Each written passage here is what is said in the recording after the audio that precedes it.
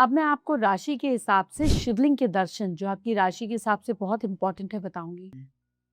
मेष राशि वाले लोग बाबा केदारनाथ ज्योतिर्लिंग के दर्शन करें, आपकी लाइफ की सारी रुकावटें दूर होंगी। वृश्चिक राशि वालों को श्री नागेश्वर ज्योतिर्लिंग के दर्शन पूजन करने चाहिए। यहाँ के दर्शन करने से आपकी मनोकामनाएं पूरी होंगी। अगर फिजिकली जाना पॉसिबल नहीं है तो आप ऑनलाइन भी दर्शन कर सकते हैं।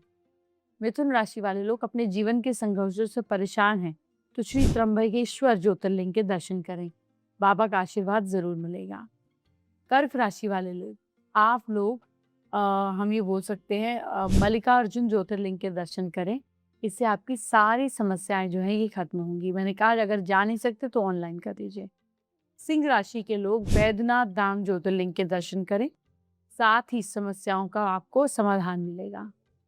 कन्या राशि के लोग, इस राशि के लोग श्री भीमाशंकर ज्योतिर्लिंग के दर्शन करें, ज्यादा से ज्यादा लाभ आपको मिलेगा।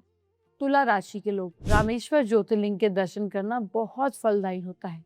कहते हैं भोले बाबा के दर्शन करने से सारे पाप नष्ट हो जाते हैं।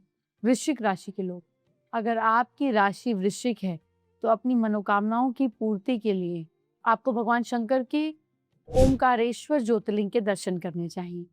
धनु राशि वाले लोगों को काशी विश्वनाथ ज्योतिर्लिंग के दर्शन करने चाहिए। धनु राशि के लोगों के कष्ट खत्म होंगे। मकर राशि वाले लोगों को अपनी इच्छा की पूर्ति के लिए महाकालेश्वर ज्योतिर्लिंग के दर्शन करने होंगे। ये आपके लिए बड़ा फेवरेबल रहेगा। कुंभ राशि वालों को सोमनाथ ज्योतिर्लिंग के दर्शन गुजरात में जो स्थित है उनके करने चाहिए। इस राशि वालों को अगर सोमनाथ ज्योतिर्लिंग के दर्शन करने हैं तो उनके सारी खुशियां उनको मिलेंगी।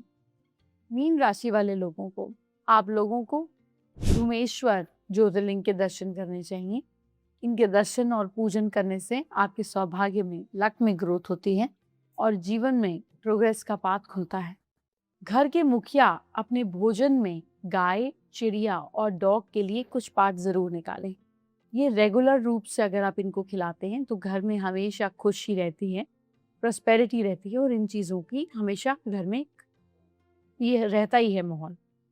अगर आपके घर में वास्तु दोष है तो परेशान ना हो। अपने घर के जिस हिस्से में वास्तु दोष हो उस जगह पर सिंदूर में घी मिलाकर दीवार पर स्वास्तिक बनाएं। इससे वास्तु दोष उस एरिया का कम होता है। ऐसा माना जाता है कि बीमार इंसान अगर पूर्णिमा को, चांद को देखते हैं तो लंबे समय के लिए बीमार हो सकता है या फिर उसकी बीमारी लंबे समय के लिए खिंचती है। कभी भी पूर्णिमा के दिन चांद के सामने या चांद की रोशनी में नहीं सोना चाहिए। ऐसा करने से बीमारियां लग सकती हैं। और ये चीज़ जो है ये शास्त्रों में लिखी गई कि पूर्णिमा के दिन नई जॉब या नया काम करना शुभ माना जाता है। साथ ही पुराने बिजनेस का समापन भी या क्लोजिंग भी पूर्णिमा के दिन किया जाए तो अच्छा रहता है। ये भी माना जाता है कि पूर्णिमा के दिन पड़ोसियों के साथ किसी भी तरीके की कंट्रोवर्सी, चिक चिक से दूर रहना चाहिए। अच्छा होता है कि पूर्णिमा के दिन लड़ाई झगड़े करने से जो जो झगड़ा है वो स्टेबल हो जाता है और आगे चलकर लाइफ में बड़ी बड़ी प्रॉब्लम्स पैदा करता है। ये भी माना जाता है कि चंद्रमा चंद्रमा जो है ये चांदी को रिफ्लेक्ट करता है, इसलिए जब भी चंद्रमा दिखाई देता है तो जेब या पॉकेट में बहुत सारे रुपए आने की संभावना बन जाती है। छोटे चंद्रमा को आमतौर पर पूर्वी हवाएं लाने के संकेत का रूप माना जाता है।